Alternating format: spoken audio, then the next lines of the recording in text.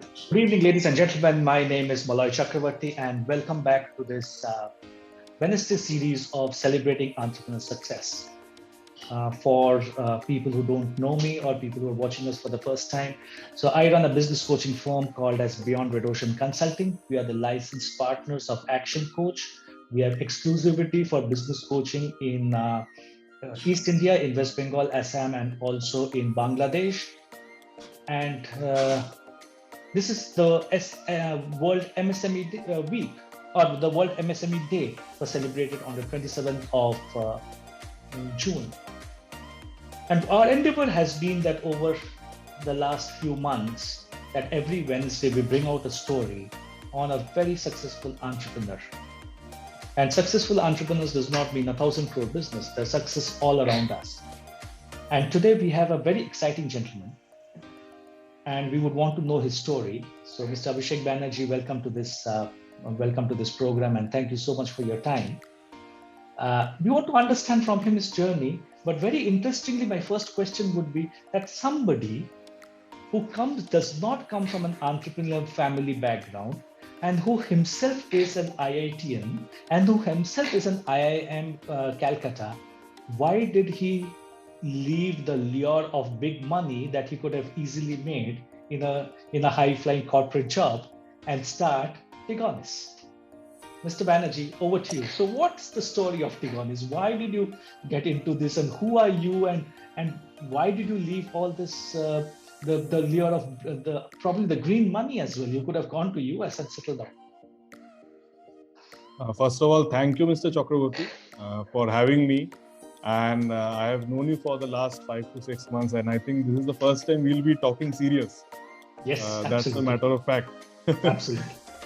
And thank you so much. And your program, first of all, congrats for having so many entrepreneurs and business people on this platform.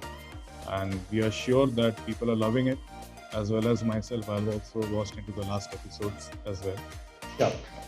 So just to set the ball rolling, this is Abhishek Banerjee for our viewers, and I am the founder and CEO of a company called Bengal Building Solutions Private Limited, and the brand under which we manufacture and sell our products. So that is Tigonis, Tigonis. So I am myself a BTech from IIT Kharagpur and an MBA from IIM Calcutta.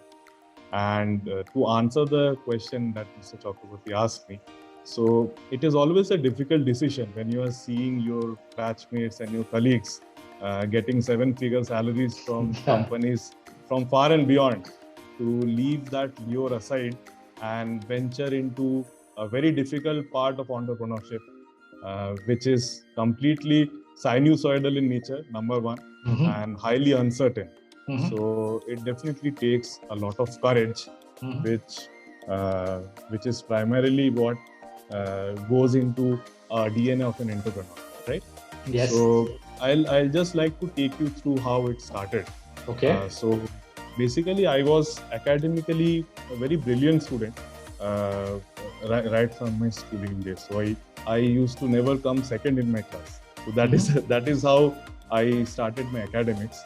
And in fact, when I was in class 8 or 9, from my starting days, there was always a fire inside me that I should do something on my own, because my parents, my mother and father, they are also both from IIT Kharagpur, and my father being one of the most successful CEOs in the Indian corporate industry.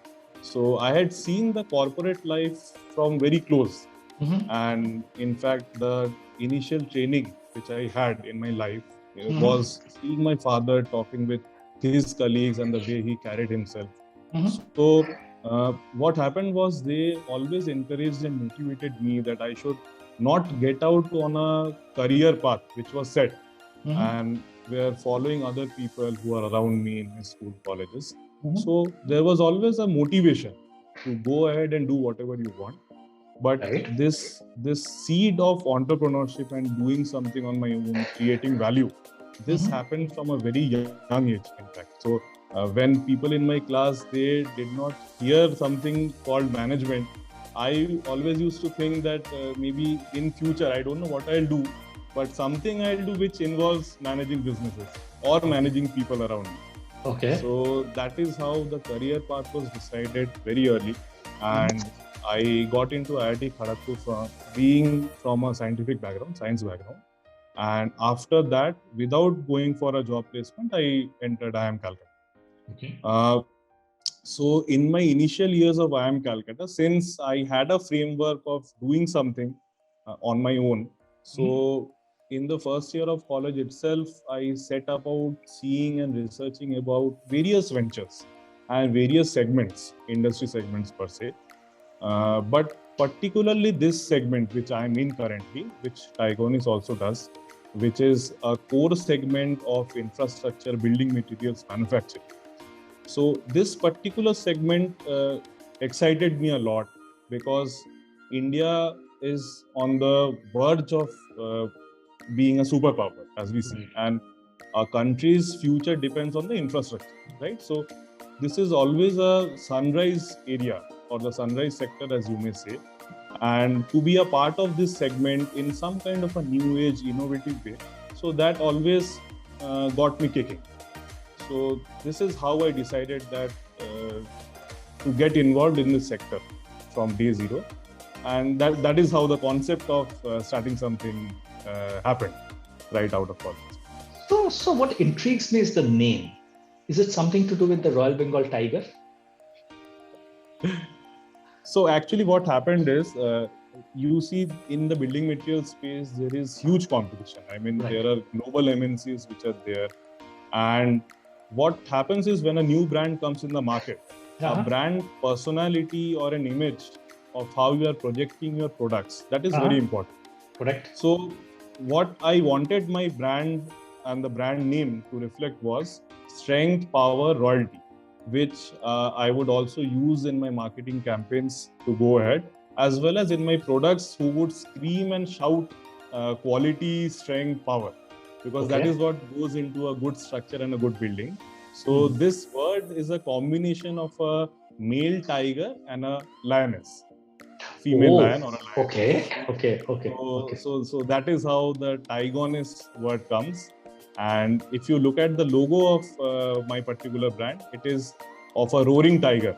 So like you rightly said, we are a company and we are proudly a company from Bengal, where people say that business normally does not happen. But that was also something which was in our mind, that we'll stay in Calcutta from where we were born, and we'll try to prove people wrong who think that business cannot happen from here, and that too into manufacturing.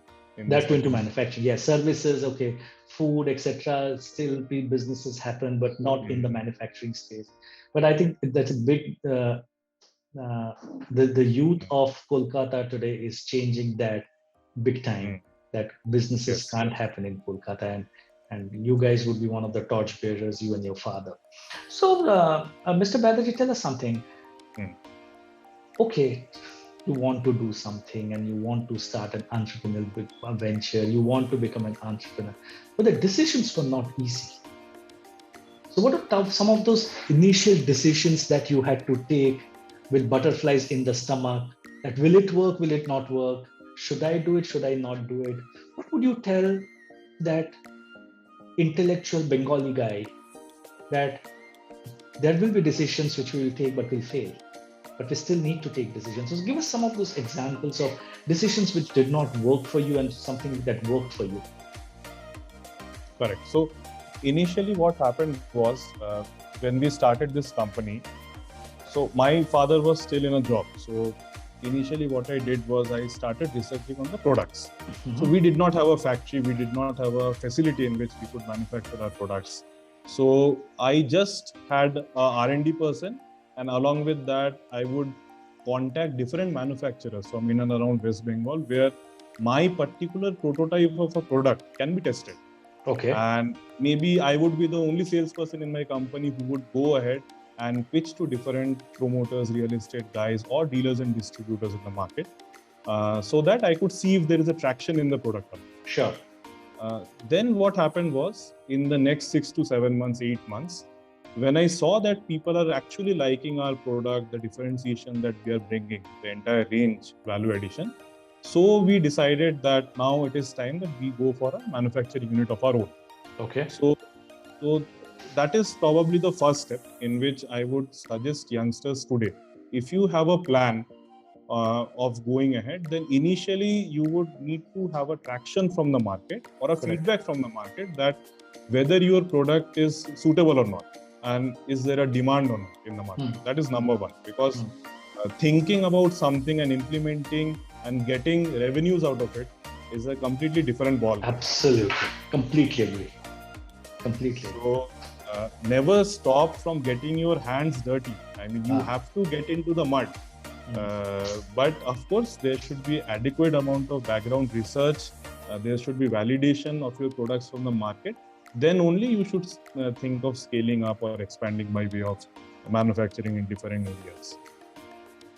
So tell us something about the Tigonis range of products. Which is the problem that you're solving in the marketplace? Right. So when we started with this company, we had just 4 to 5 products, which were in a particular segment. And when we entered the market, we saw there was a huge gap in terms of number one, product quality. Number two was a particular umbrella brand was missing, under which there would be a huge range of products in different segments. Because what I understood from the channels which I had created initially, that with the same effort, with the same sales channel and with the same fixed cost infrastructure, we could push other products also in the similar channels and maybe develop our channel partners to use more innovative and eco-friendly products which could bring in more advantage. So that is how the concept started, and we tried developing products across 3 to 4 different segments for our channel partners. So in short, there are a lot of products, but the main segments in which we cater to would be a range of tile, stone and block fixing solutions. That is our number one category in which we are one of the market leaders in Eastern India.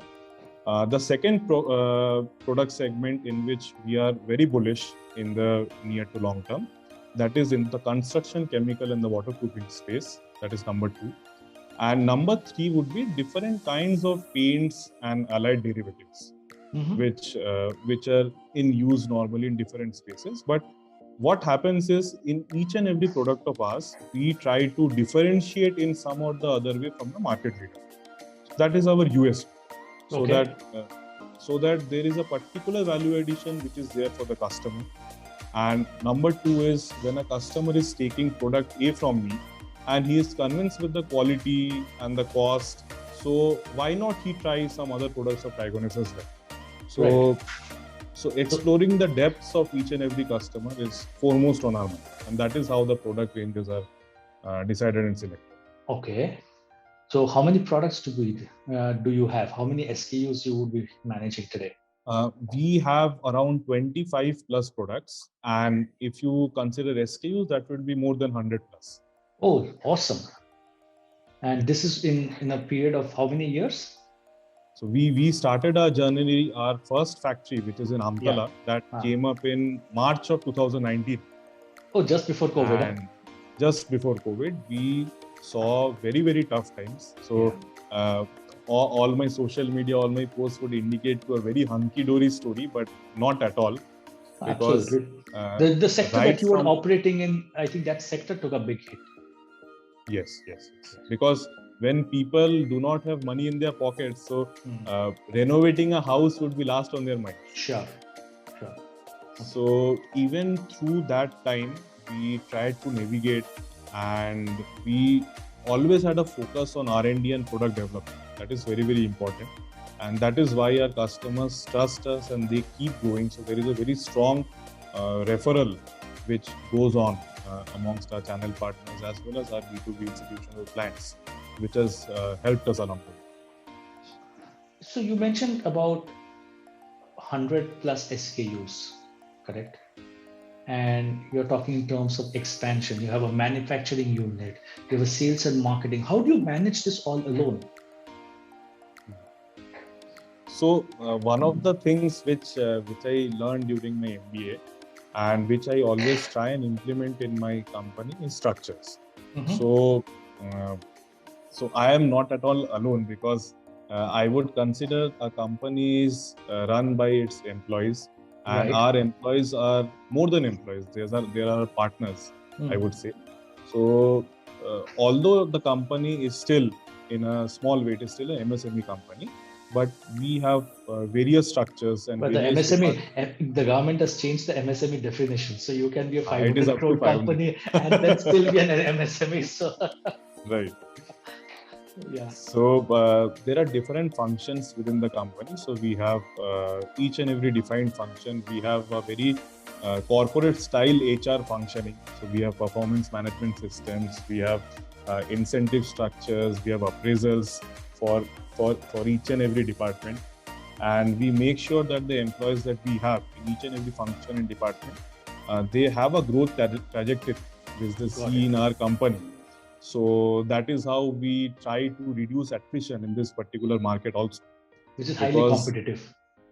Highly competitive. And number two, since we have grown so much in a small span of time, so I would not say enemies, but we have a lot of competitors who would continuously try and poach people from us for a ready set of clientele, which keeps on happening.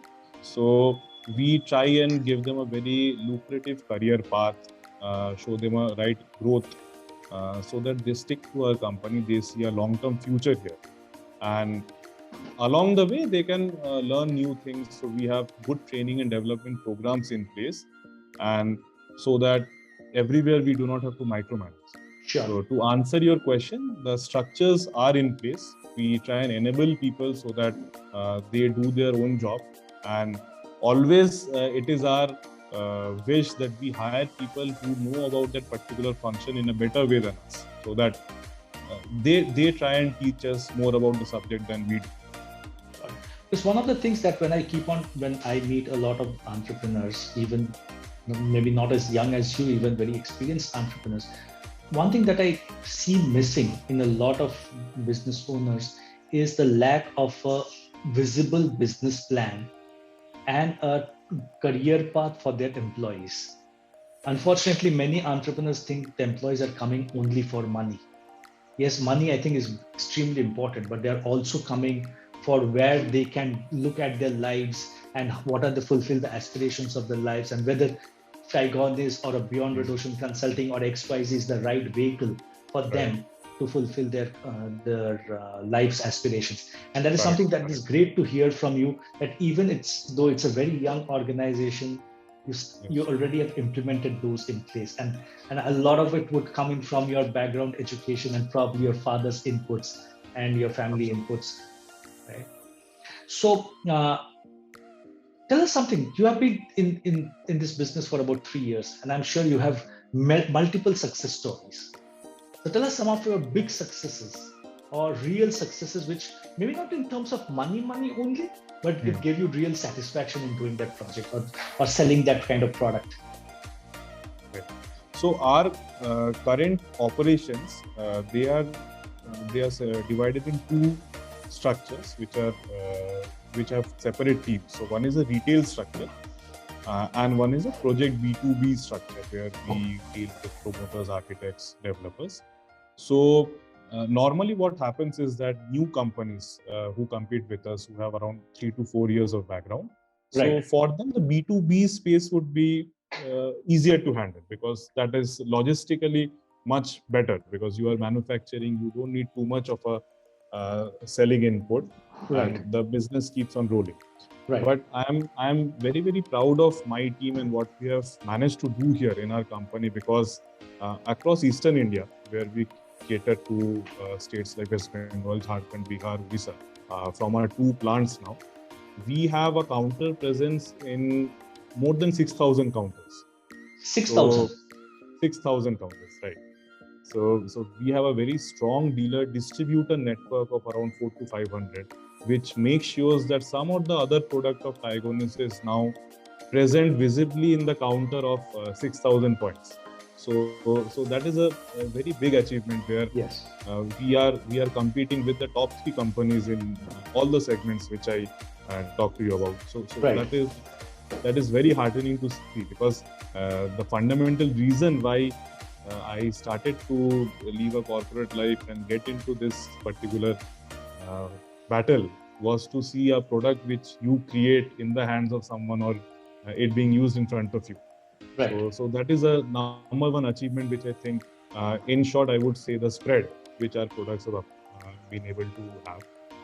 Number two would be also the second segment which I was talking to you about, which is the B2B space, where in and around Calcutta, where people will be more familiar with, we are tied up with almost all big project groups now, be it PS Group, 𝗪𝗪, Money Group. So people in Calcutta will be familiar. Yeah. So all the big groups in and around Calcutta are tied up with us in terms of the B2B sales.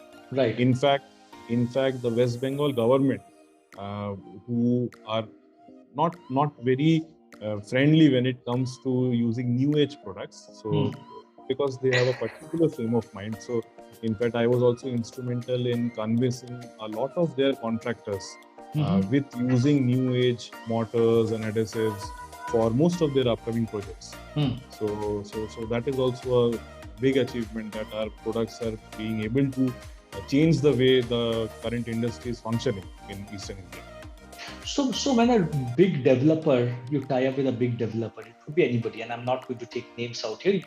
It's your part of your client base. Why is it that they would want to associate with Tigonis? What is that one small thing that makes that difference? Because it's end of the day, it's a very small thing that makes a difference. Right.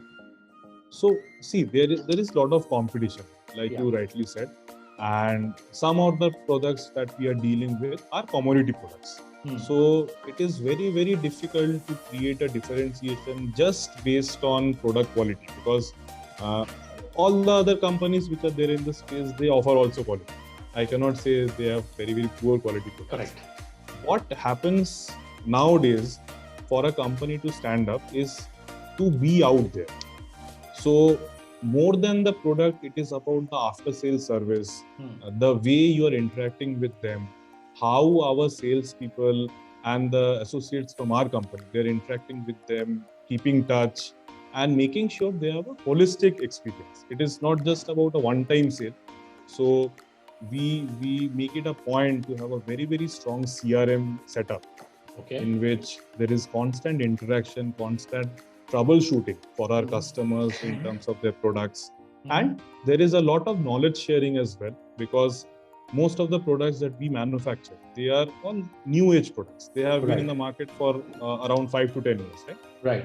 So what happens is our customers and our channel partners also need a lot of knowledge about each and every product, and that is where we try to come in.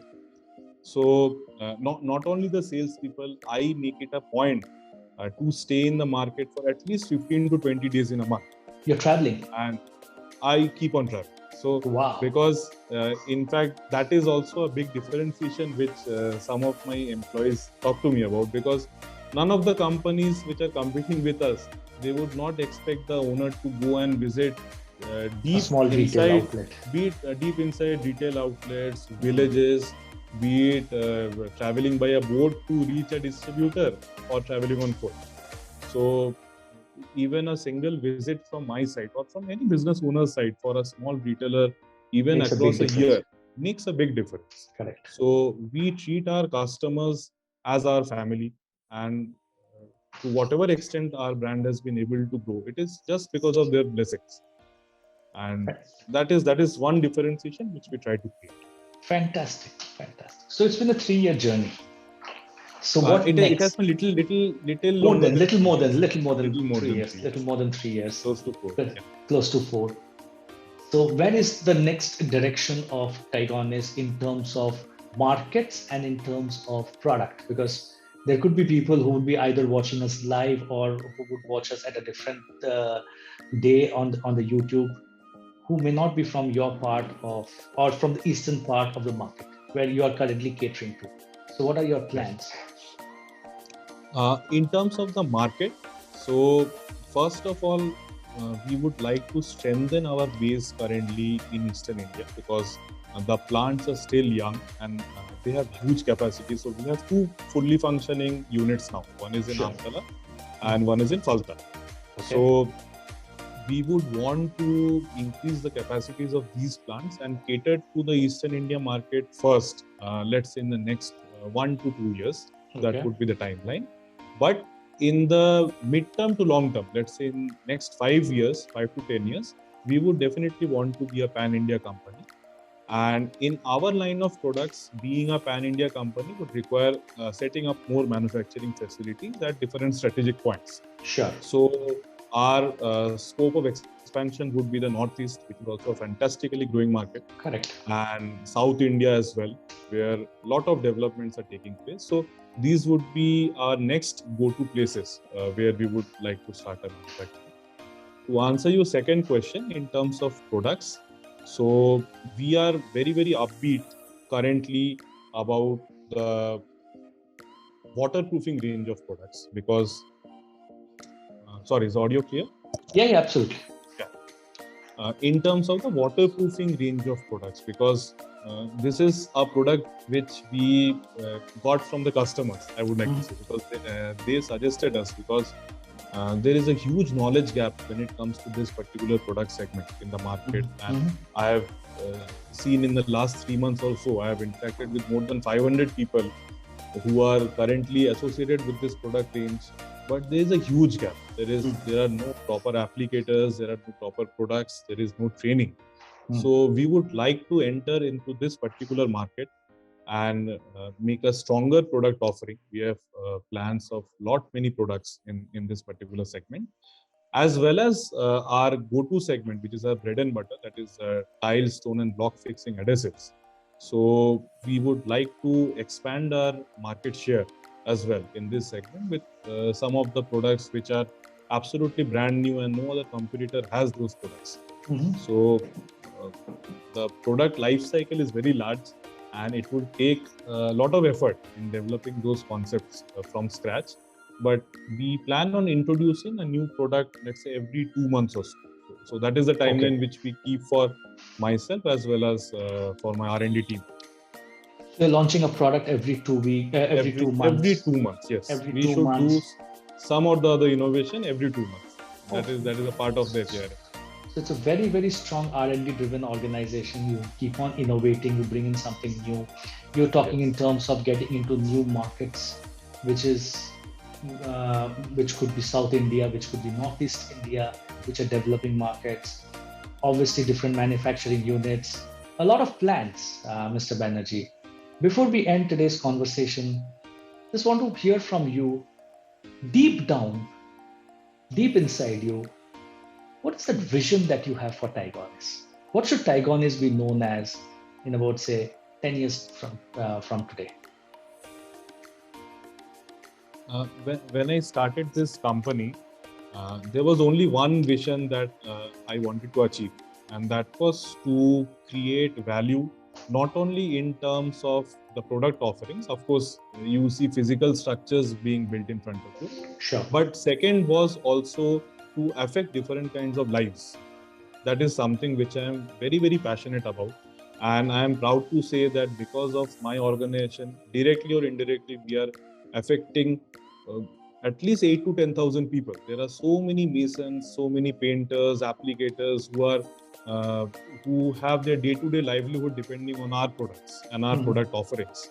So in the next 10 years, I don't know how much my top line or bottom line would be, but I would like to affect as many lives as possible all across India, and to create jobs, to create employment, to create a mindset for people like me as well as people from other colleges and backgrounds to come into entrepreneurship. If I have been able to affect even a single life and motivated even a single person to take on this journey, then I would find myself very, very lucky. And that would be a bigger gain than the financial or the value gains. Oh, absolutely.